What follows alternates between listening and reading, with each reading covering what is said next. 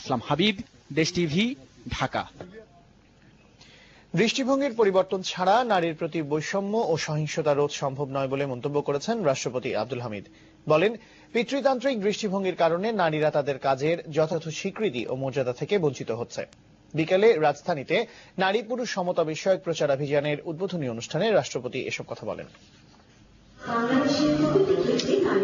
নারী পুরুষের সমান সমান মর্যাদায় গড়ি সমতা প্রতিপাদ্যকে সামনে রেখে মানুষের জন্য ফাউন্ডেশন ও মহিলা ও শিশু বিষয়ক মন্ত্রণালয়ের আয়োজনে রাজধানীতে 3 বছরব্যাপী প্রচার অভিযানের উদ্বোধন করেন রাষ্ট্রপতি আব্দুল হামিদ।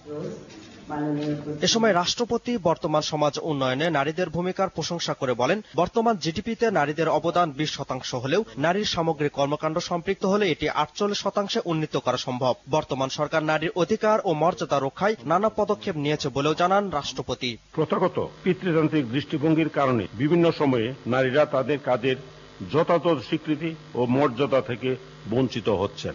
অথচ এদেশের গ্রামীণ নারীরা ভোর থেকে গভীর রাত পর্যন্ত সংসারের যাবতীয় কার্যাবলী সম্পাদন করে যাচ্ছে, কিন্তু তাদের এই অবদান নীরবে চাপা পড়ে যাচ্ছে। এখন সময় এসেছে নারীর কাজ ও তাদের অবদানের প্রতি আমাদের দৃষ্টিভঙ্গি পাল্টানোর। অনুষ্ঠানে সংস্কৃতি বিষয়ক মন্ত্রী আসাদুজ্জামান নূর বলেন, নারীদের সমান অধিকার না দিলে গণতান্ত্রিক দেশ গড়া সম্ভব নয়। এ সংক্রান্ত আইন পর্যালোচনার পাশাপাশি এর সঠিক প্রয়োগ করতে কর্তৃপক্ষের প্রতি আহ্বান জানান মন্ত্রী। আমাদের দেশে নারী নিগ্রহ এর বিরুদ্ধে অনেক আইন আছে, কিন্তু আইনের কি সঠিক প্রয়োগ হয় কিনা, কিন্তু এর সঠিক প্রয়োগ দরকার এবং এর সঠিক ব্যাখ্যা দরকার।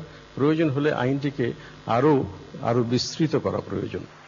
সমাজে নারী পুরুষ একসঙ্গে কাজের সুযোগ থেকে বঞ্চিত হলে সমাজ সামনের দিকে এগোতে পারবে না বলেও এ সময় মন্তব্য করেন বিশিষ্টজনরা। আমাদের সমাজে নারীদের প্রতি যে বৈষম্য, সেই বৈষম্য দূরীকরণের জন্য আমরা একত্রে মিলিত হয়ে কাজ করব। আমি বিব্রত, দুঃখিত, লজ্জিত এই কারণে যে আমরা আমাদের মুক্তিযুদ্ধের চেতনার অন্যতম একটা দিক নারী পুরুষের সমান অধিকার প্রতিষ্ঠিত করতে পারি।